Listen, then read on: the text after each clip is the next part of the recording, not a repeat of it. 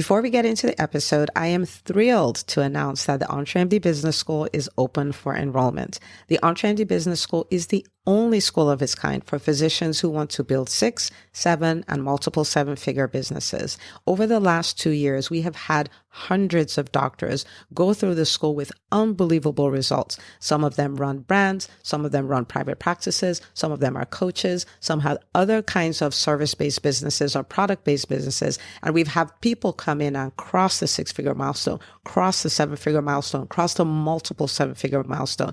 You will be in a place where you'll get the coaching, the community, the accountability that you need to thrive as an entrepreneur, especially in the times that we're in. So maybe you've been following me for a while. Maybe you've been getting so much out of the EntreMD podcast and you've been wondering, how can I work with Dr. Una and the community more? Well, this is your chance. Come join us in the EntreMD Business School. It is application only. So go to entremd.com/business to turn in your application. I cannot tell you how many doctors have made statements like this. I recovered my investment in the first week. I recovered my investment in my bank account in the first 90 days. This is the best investment I've made in myself ever. I want you to have that kind of story, not just a story of building a great business that serves a lot and earns a lot, but having a business that gives you the freedom to live life on your terms. So don't wait any longer. entremd.com/business. And now for the episode. Hi, docs. Welcome to the EntreMD podcast, where it's all about helping amazing physicians just like you embrace entrepreneurship so you can have the freedom to live life and practice medicine on your terms. I'm your host, Dr. Una. Well, hello, everybody, and welcome back to another episode of the EntreMD podcast. And today I have a really great guest, really great. I have Jessica Terzakis here, and I will give you the backstory of this, okay? I remember being at a conference a few years ago, maybe 3 years ago, and this lady comes up to explain how to create an online course. And if you know anything about me, you know I love simple, right? And I used to think it was bad. Sometimes I'm like, how did I get through med school liking everything simple? And I heard simple scales and complex constraints. I was like, what? That means I've been brilliant my entire life, right? Simple is great. It was such a brilliant presentation.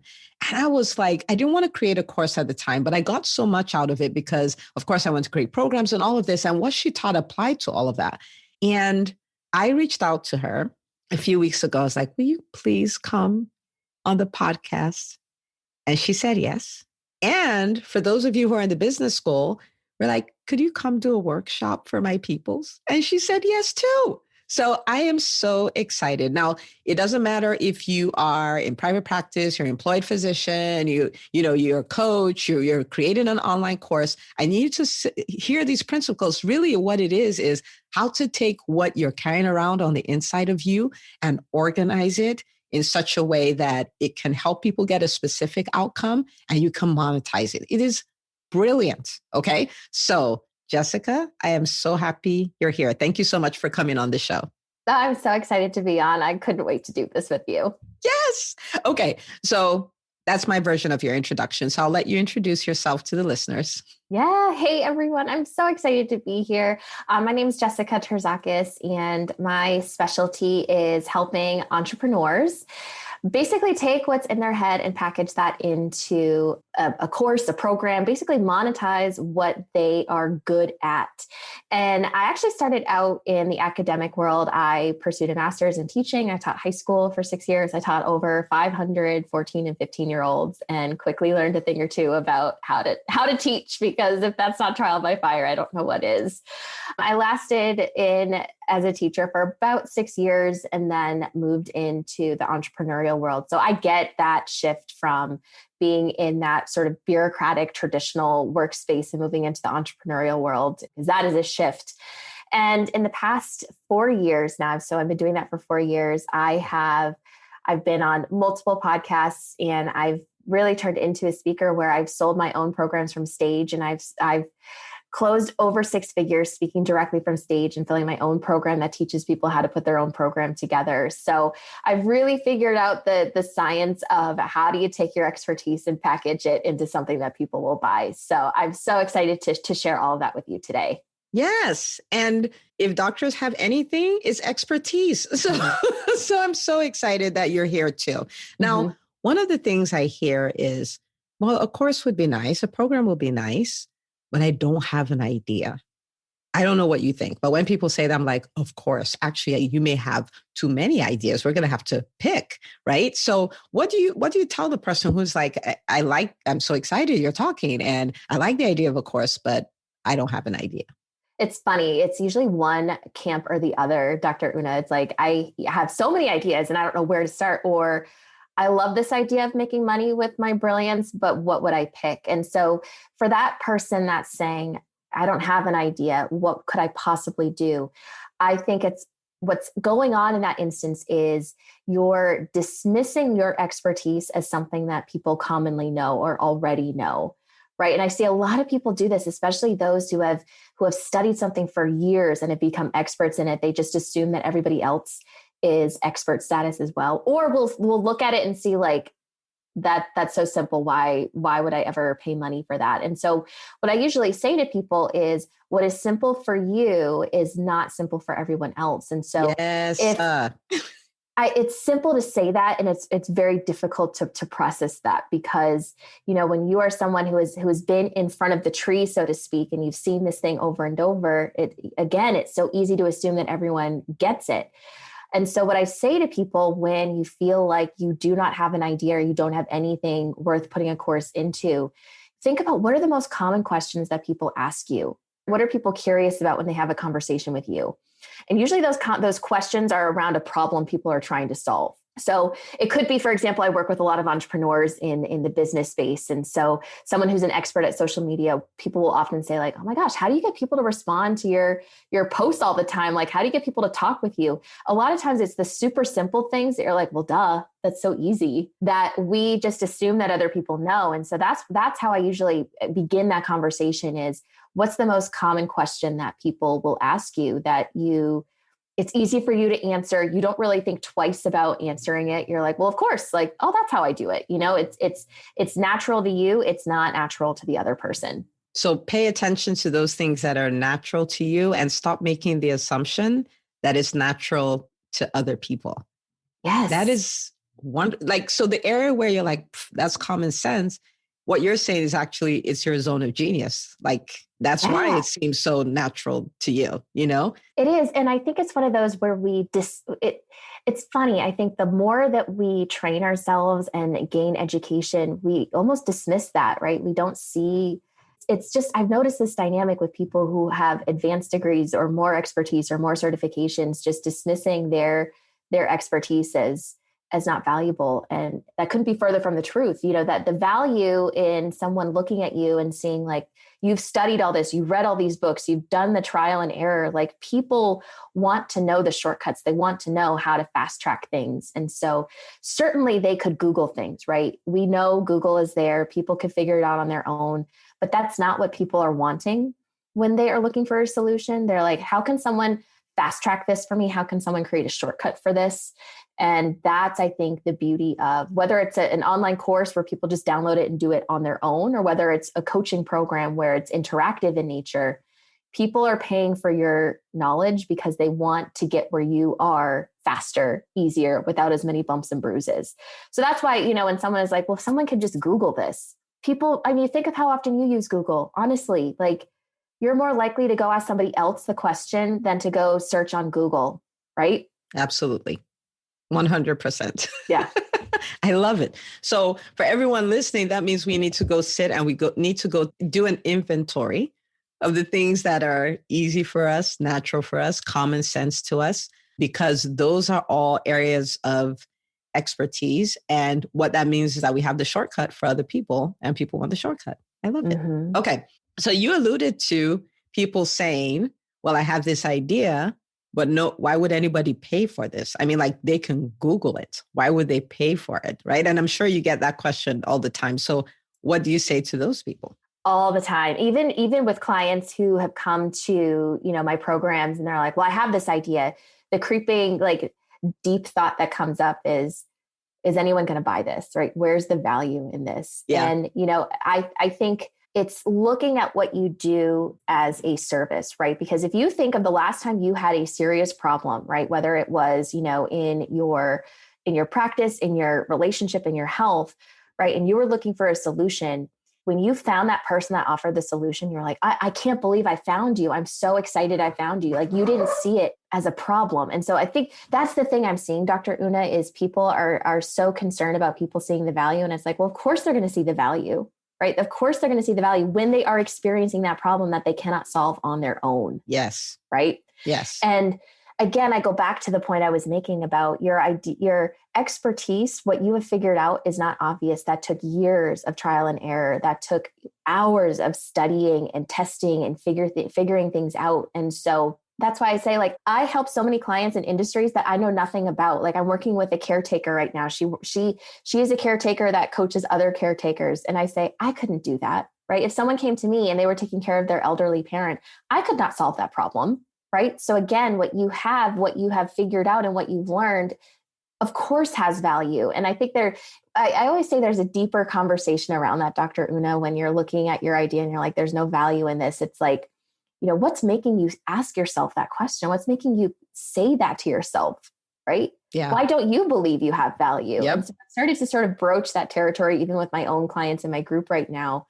That's cueing into a deeper conversation, right? I had one client who, she's a business coach, and she was so afraid to put her content out there. She was so afraid to launch this program because she had that question, like, why is anybody going to buy this? Mm-hmm. And so I was asking her, what's really the fear, right? She's like, well, I'm going to post online and I'm going to bother people, or people are going to get annoyed at my post, or they're going to unfriend me, or they're going to think that, I'm just annoying them and I don't have anything valuable to offer. And, I told her this story, and I share this with all of you because I think when you're asking yourself, like, is there value? I want you to think of this story. Last fall, I ended up requiring like a major surgery. And I had spent like the better part of 4 years trying to solve this unsolvable problem that I was going through. And I was working with all these wonderful professionals, but we were only tackling symptoms. And it was one night in, I think it was June of last year, in the midst of all this, pandemic. And it was like 2:00 in the morning, couldn't sleep. I think we've all been there when something stressful is going on. I start scrolling Facebook, and it was like I was meant to be awake at that time. And I see this person's post. This woman, Dina, was posting about what she was going through. And I was reading all of her post, and she was talking about what was really going on. And I was like, oh my gosh, Oh, wow. that sounds exactly like what I'm going through. Yeah. Right. Yeah. And so I say that to all of you because that post literally changed the trajectory of my health plan, because it was the next day that I was like, I'm going to investigate this a little bit further. And she ended up talking about something called endometriosis. And so it changed the pathway that I was taking to heal and care for my body completely because of one Facebook post. So you then imagine, the person that is going through the challenge that you can solve, they are looking for your solution. They are scouring for it, right? And so it's almost like you're required to put it out there for that person, right? Because you have this ability to help them, because you have this expertise. I've heard some people say it's like you're morally obligated to share it with the world because you can help someone. And I put it in that vein of, it's less about trying to get people to pay you, right? Of course we want to make money. But if you're questioning, like, my idea is so obvious, like, who would buy this? It's more about who could this like serve and how could this help someone? Because I think really what that question is saying, like, I don't know if if I can ask people to pay me, or I don't know if people will see the value in paying me. Think about it less from the money perspective and more from the service perspective, right? And think of all the patients or clients that you've had that you have seen that life-changing impact. Yeah. Put yourself in that place, because when you think of that, it takes away the fear, and the fear of the judgment, the fear of the criticism, the fear of rejection, right? And it puts you in a place where you're like, I have this and this can help people. I am required. I love the way you put it. I am required to share this. I have a moral obligation to share Yeah. this. And the one thing I'll add to that too, because I do think this is worth mentioning, right? Like someone will put their idea out there and they'll post about it on their Facebook page or their LinkedIn page, and they won't see a lot of like comments or likes. Just because you don't see a lot of comments or likes does not mean that people don't see it. I know Yes. you've probably heard that Yes. before. I've experienced it. I've experienced it too. But I will tell you, when I saw Dina's post, I didn't immediately like it and comment on it. It ended up being a few months later that I reached out to her privately and said, you have no idea Yeah. what Yeah. that did for me and how that changed me. And Yeah. so I think it's, don't let that initial like, oh, no one's talking about it, no one's reacting to it, really take you away from, developing an offer, developing a course or program, because that's not the barometer. That is not. Actually, I'll tell you something funny. I had someone reach out to me. This was 2 years ago or so. And she's like, thank you for everything you do. Thank you for showing up consistently on social media. Because of you, I started my private practice. And I looked at her because in my mind, we have been out of touch for years. She has never liked anything I've posted, never commented on anything I've posted. At this point, I didn't have the podcast. This is based on social media posts and videos I was putting out. And she started a whole private practice, but not one like, not one comment, not one share. Isn't that wild? So while we're at it, since we're talking about it, if you like somebody's stuff, let them know. It's true. It is true. It's funny. I was like, I should have just liked that post and said something. Yeah, just like their stuff and let them know this helped me. Maybe because they may be discouraged that day, maybe encourage them. We don't know, but we don't wait on that, right? Like you said, that's not the way we measure. Our job is to be out there and be consistent. This is so good. And I would add to that, right? Because that's such a layered question. Like, why would someone buy this? My idea is so obvious. There's so many different ways I could address that. I do think that there is value in, once you get beyond the fear of the rejection or the criticism or, whatever deeper emotion is there. I do think, talking to your ideal client and having those conversations, which is probably, this isn't groundbreaking, this isn't a groundbreaking suggestion, but I do think getting that validation from some people is helpful, because when you're in your own head, you're in your own echo chamber and you're like, well, I don't know who would buy this. But when you talk to a few people and say, hey, I'm thinking of putting together this program or course, I'm thinking this is what it's going to be about. Does that sound like it would solve a problem that you're going through? And then not from a sales perspective, but purely from a curiosity marketing research perspective. Yeah. And people will be very honest, especially when you tap into like, what's the problem they're going through? And like, what would you look for to solve this problem, and get some feedback. I really do think that balancing some internal, like wrestling with those emotions with the I'm going to talk to some real people and get their perspective. Real people. Real people. Yeah. It's one of those where it's like, well, don't just send a survey to people. Don't just like privately message someone, like ask, a few people to get on a call and just tell you what's the problem they're going through and what would they look for to solve it. And that's going to really inform your choice. And I think also make you feel like, yeah, I could solve that problem. Yeah. I love it. Okay. Phew. This is good. This is good. And I'm sure some people are like, okay, I'm going to do it. So, but then the next thing comes like, oh, but then there's Kajabi, or there's Thinkific, or there's Infusionsoft, or and the overwhelm starts, right? So what does someone need to do to get a course off the ground? So they decided, yep, you're right. I have this idea and it has helped people. I'm ready to do it. Where do they go next? I am of the camp of like, there are so many tech tools that one could use, right? I'm all about keeping it easy because, once you can get over that initial, like, I can do this, this can actually happen. You see these hurdles in front of you. The tech is one of those hurdles. So it's been I've really tinkered and tested over the years. How can we keep the tech as simple as possible to actually make something like this work? Now, here's what I recommend. I think in a lot of cases, people rush to creating a passive online course. Passive online course meaning everything is pre-recorded, everything is put on a beautiful platform like a Kajabi or a Teachable. and, they go that route. That is complicated. So here I'm going to offer like my go-between, right? So if you're doing the active like one-to-one, like you're meeting with clients or patients, don't jump immediately to the pre-recorded type of course. I recommend instead doing the in-between, which is you teach a small group. And by live, I mean, it can still be virtual, but it's not a pre-recorded setup. Because I can already imagine those of you listening to this, like you're conscientious. There's a little bit of perfectionism there. A lot of perfectionism. Yeah. You can already imagine like you're pre-recording something and you're going to have to take 10 takes before it's just the way you want it to be. And I come from the academic teaching world, which is nothing I've ever done has been pre-recorded. Like every time I teach something, I teach it just a little bit different and I'm tweaking it. And so that's why I say go the in-between route of a like interactive group coaching model. And to get that off the ground, it's really simple. You need to figure out what's the idea of my program. What do I want people to have achieved at the end? And I recommend like keep it to like 3 months at the most. There's no need for you to do a 6 or 12 month coaching program. So what's my program idea? What are people going to be able to do at the end? And how will I be able to see like, yeah, people did exactly what I wanted them to do. They lost weight, their marriage improved, they have more energy or they look younger, like things that you'll be able to see them be able to do or experience.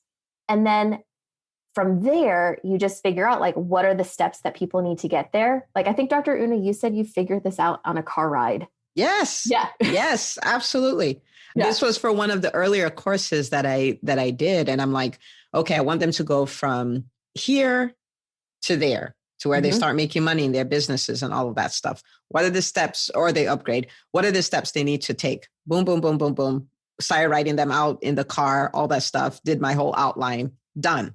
Because it's all in me, right? And for anybody listening, it's all in you. It's like, how do I pull it out? How do I organize it? And how do I put it in, give them what they need for transformation, right? Like not all the things. What do they need for transformation? Exactly. And so that's why I say like 3 months is not a lot of time. So if you're just working with someone, a small group of people, like 8, 10, or 15 people, what could you help them achieve in those 3 months? And then you just figure like, what are like 5 to 7 steps I could teach them over the course of this time? And then from a tech perspective, I'm going to keep this super simple. Use Zoom and you can use a private Facebook group. That's it. And that's it. Now, I know I'm going to address but wait, I don't go on Facebook or my clients aren't on Facebook. I'll talk about that in a second. But the reality is from the tech standpoint, Facebook groups have a really cool feature. This is a private Facebook group. This is not one of those free ones. This is just strictly for the people who have paid you to join your group. Facebook has created this, they call them guides now. They used to be called units, but they have guides where you can upload documents, PDFs, PowerPoints. You can even upload a full length. This has been new, like within the past, I would say 6 to 8 months. You can upload a full Zoom recording of your like training or your class. Like you do not have to like just send a bunch of links to people. You could literally upload the video into the Facebook group. So the content and the conversation and community is all in one place. So you don't have to worry about making sure people have a username or password or that they have the proper link to log in. The fact of the matter is most of the people that you will interact with are on Facebook to some degree. And you could just, to those who say to me like, well, my clients really aren't on Facebook. A lot of it is just establishing this is how the program works, right? Log into Facebook once a day, make sure you get the content, and then you can log off. You don't have to spend time on Facebook. So it's just establishing the ground rules for how the program works, I think. So what you're saying is I need to have my idea, have the transformation I want to give people, and then 5 to 7 steps to get there, Zoom and Facebook, and I'm good to go. Yes. And we have all these things. Every last one of them. Yep. Okay. Yep. All right. I treat this like this is not the forever model. Correct. Right, Dr. Una? Yes. I think the biggest thing is for people, it's like, you got to get this baby off the ground. And so if you look at what are the hurdles that are going to prevent me from doing that? Well, the first is I've got to get over the hurdle of believing I have an idea that people will buy. Get over that. Okay. Yep. Well, now it's the tech to make it happen. When you can get over that, you're like, oh my gosh, it's funny. we overthink it. And I think that's the academic or the intellectual in us. We're like, that can't be that easy. Yeah, it cannot be that easy. No, it can't be that easy. I hear it going. It cannot be that easy. But it is, because if you think about it, a lot of the challenge is a lot of the big names that we see in our industries, we see what they have, right? We see that they have these beautiful portals, these beautifully produced videos, a whole team of people, but that's not where they started. They built that. And I think the other misleading thing is that people think like once you build the content, like that's it, you step away. And so they put in a tremendous amount of pressure on themselves to make it perfect from the beginning. And that just isn't. Every time you see someone like an expert in our industry, they are tweaking and revising and refining. We just don't, no one really talks about that process. But that's what's happening. Yeah. And so I think that's really when someone asks, like, what do I really need to get this course off the ground? It's like, well, release yourself from the pressure that it has to be perfect from the beginning, because no one wants you to be perfect in the beginning, right? No one wants you to be perfect. And if you are putting that pressure on yourself, it'll never happen, because you'll never be happy with it, because you'll be wanting it to be this standard that just doesn't exist anyway. Yeah. And actually, I heard someone who has a really big platform who does like a subscription model course. And for each course he does, their budget is $250,000 for the team that'll record, for all the stuff they put together. So like you're saying, if you're looking to match that, you just can't, you know what I mean? And they've been doing this for over a decade. So I love this, because what you're telling us is done is better than perfect. Just do this and start tweaking, but if you don't start, there's nothing to tweak. That's such a good point, right? And if you think about the people that you resonate with on, like, whoever you follow online, right? Whether they are a celebrity or whether they're just an expert or, whoever it is, think about the posts or the type of content they put out that you really resonate with. It's usually them being totally honest, talking about making a mistake, talking about doing something wrong, or talking about how their day sucked or something like that. Like that, I think, is the realness. And I would say, especially since, all of the pandemic happened, I think people are looking for that even more. I don't think we're looking for people who are just these perfectly polished individuals. I don't think that's really resonating anymore. And I'll say this too, Dr. Una. A lot of people will dismiss this idea of working with a small group live because they're like, oh, well, 8, 10, 15 people, that's not a lot. Or that doesn't sound that exciting. It doesn't sound like 7 figures. Yeah, it doesn't sound like 7 figures to me. But I will tell you, because I've spent a lot of time like building programs and helping other people build programs and just studying people who build programs. And what people want right now is access. What people want right now is someone to connect with and say, this is what's going on. How can you help me? I'm trying to solve this. I had a client say to me, I don't want to be part of a herd anymore. Right? I don't just want to be a number. I don't want to be a number anymore. I want to be in a group. I want to be part of a community where the person leading it knows me, knows who I am, knows what's going on, doesn't have to require that I introduce myself and say what I'm doing, because I think I'm seeing that shift. Now, of course, the passive, like online courses, the DIY kind of stuff will always exist. That's not going away. But I am seeing this trend where people and consumers, they're more likely to look at that small group and say, you know what, that sounds like exactly what I need. I want connection to someone right now. Love it. Okay. And please, if you were thinking about it and you're like, no, I'm not going to do that, it is one of the most wonderful things you can do. And I think I'll give an example, because when you do that, the other benefit is you get a test before you go make this course, because they're the things we think that our people need, and they're things that they need, right? And when we launched the business school, we launched it, and the beginning part of it was defining what your message is, right? And so I hosted an event, and it was EntreMD Live of last year. And I was like, this is a business school. We're going to help you, find out, what that message, right? So that your ideal clients hear it and go like, yes, that she gets me. That is exactly what I need. And we're going to help you, dominate your platforms, whether it's social media, being on podcasts, all that stuff. And we traced it. And then huge number of people are like, well, I don't have my business idea. I could have created an entire thing and missed out on that thing of there's someone who's going to need to identify their profitable business idea first before they work on their message. But it wasn't a problem because I was still in creation mode. So I just tacked that on, right? Because this is what the marketplace needs. This is what my people need. But if I had gone and created a course with 5 modules and excluded that, then there's so many people who cannot say yes because it doesn't solve their problem.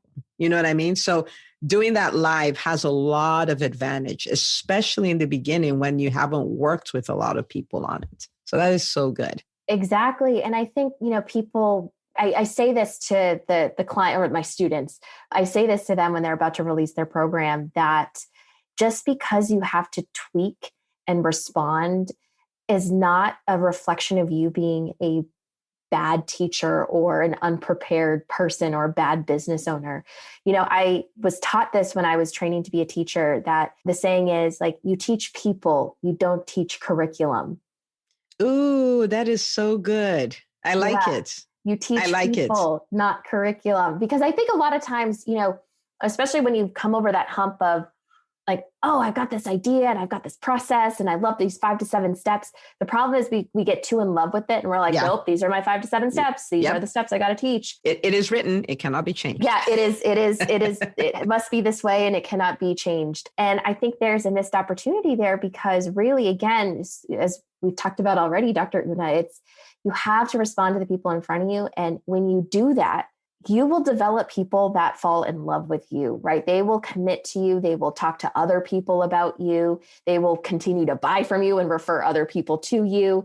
And so I say that because I see people believe that it's just this like set it and forget it mentality. And it's like, no way. No.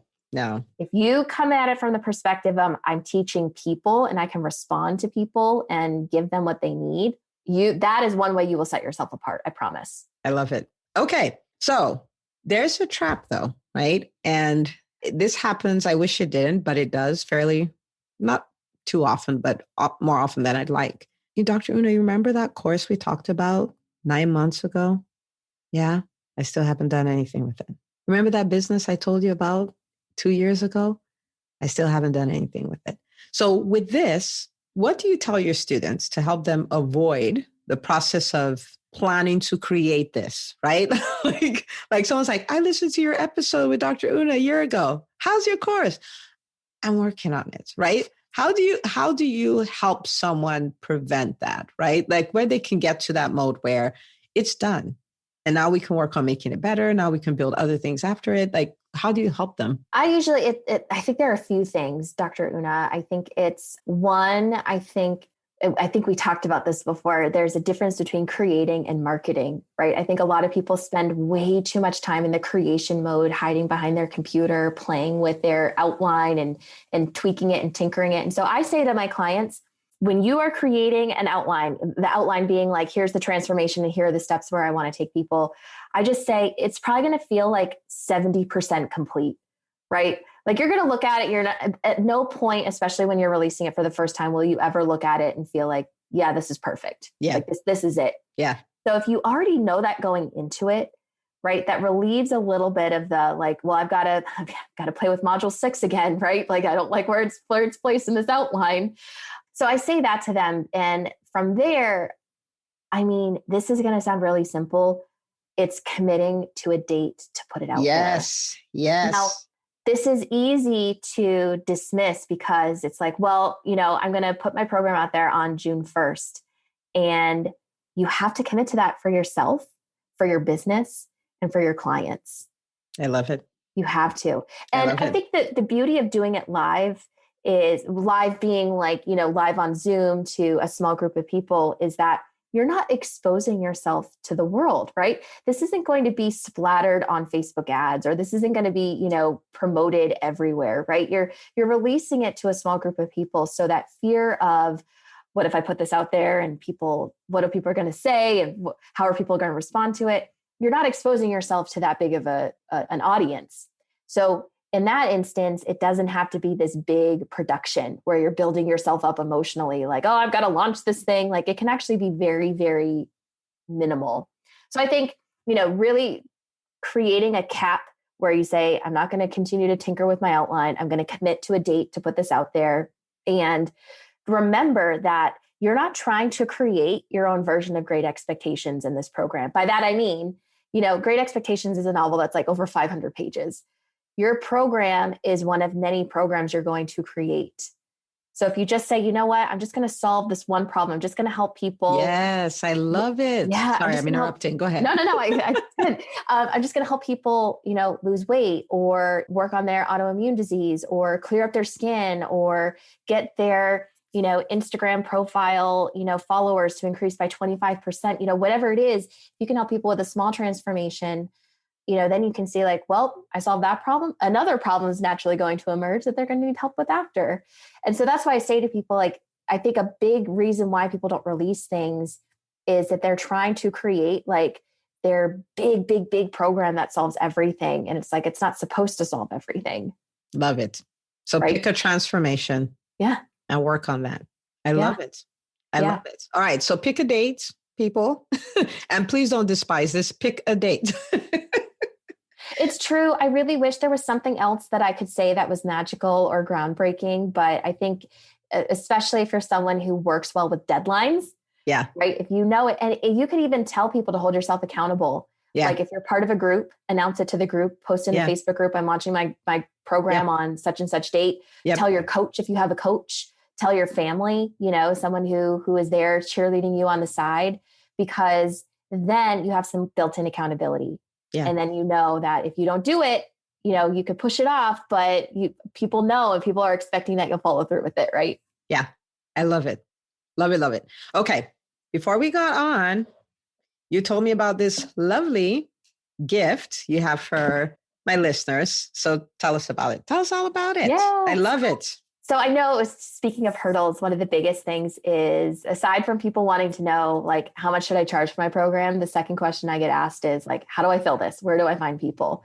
And I'm all about keeping it simple and getting it off the ground. So I put together 10 ways that I have filled my programs and my most successful clients have filled their programs, never using a Facebook ad, never using an email list, no webinars, like no fault. Like these are such simple ways for you to fill your program without having or requiring a budget or a big social media following. Because I know that's the big thing people think about is, I'm not set up on social media. I don't have an email list. I can't do this. Yes, you actually can. So this guide breaks down 10 of those ways that you can do it with a very minimal budget or for free. So a lot of them are, they're time tested and I've used them multiple times. And so I'm so excited to share them all with you, because if we can get your product and program out there in the world, it'll serve people the way it's meant to serve them. I love it. Okay. So where do we find this? I'm writing it too. That is groupprogramcashplan.com/free ebook. Free ebook is all one word. Okay. If you click on that link, it'll take you right to the page where you just enter your information and it'll be sent right to your email. Okay.